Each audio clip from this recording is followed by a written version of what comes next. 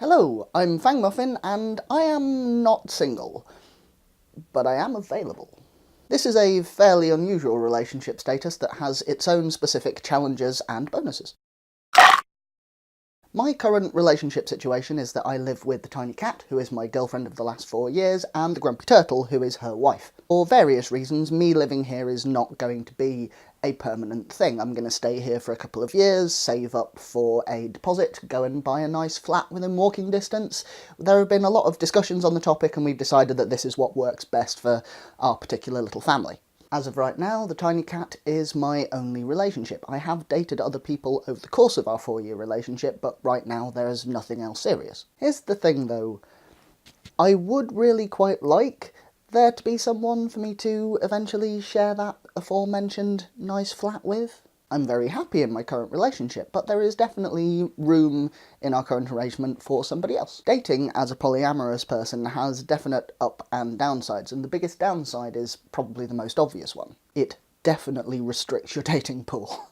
The vast majority of people are not open to polyamorous relationships, which is obviously fine, but does mean that it kind of wipes the board of like 90% of the population immediately. However, I am also trans and bisexual and a massive nerd, and these are things that I would need to factor into my dating pool even if I wasn't polyamorous, and there is definitely a selection bias at work there, because people who are down with those things do also tend to be far more likely to be open to polyamorous relationships. So in reality, the effective reduction to my dating pool is nothing like as dramatic as it would otherwise be. The other effect of looking for someone who is open to being in a polyamorous relationship is that they're likely to be already living a polyamorous lifestyle, which means it's quite likely that they do already have other partners. In terms of positives, most people these days do still meet their partners through friends, friends of friends, and so on. My social circle is largely populated by polyamorous folks. Not exclusively, obviously, that would be a bit silly, but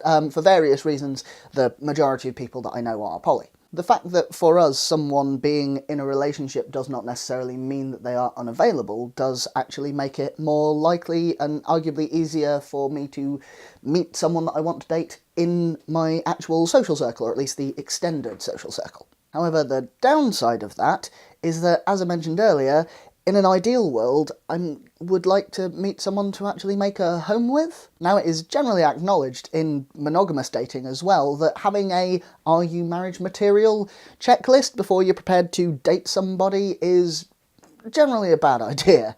And so, if I met somebody who was currently living with their partner and planned to continue doing so, and we really liked each other, yeah, I'd probably go for it anyway and see where it went. But this does mean that someone who already has a stable home life, there's kind of a lid on how far that's going. Other positives of dating as a polyamorous person is that having a supportive partner is so nice. The tiny cat is my biggest cheerleader when it comes to dating. It's kind of adorable. She's always really excited to hear about anyone that I've got a crush on or been flirting with, and just sits there with this big grin on her face listening to me talking about how absolutely wonderful this person is. There is a term used in the polyamorous community which is Compersion, and this is the joy that you feel at seeing somebody that you love being made happy by somebody else. And both the tiny cat and myself are lucky to experience this emotion really strongly. And last thing, I guess, is that I'm in no rush.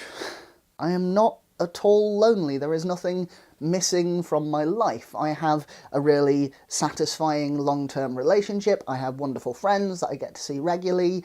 I'm not pining for anything. If I never meet anybody to share my home with, then I will just have my nice flat down the road from my family and fill my flat with snakes and cats.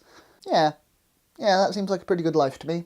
And they do say that you tend to find love when you stop looking for it, so who knows. Thank you for joining me, and I'll see you again soon.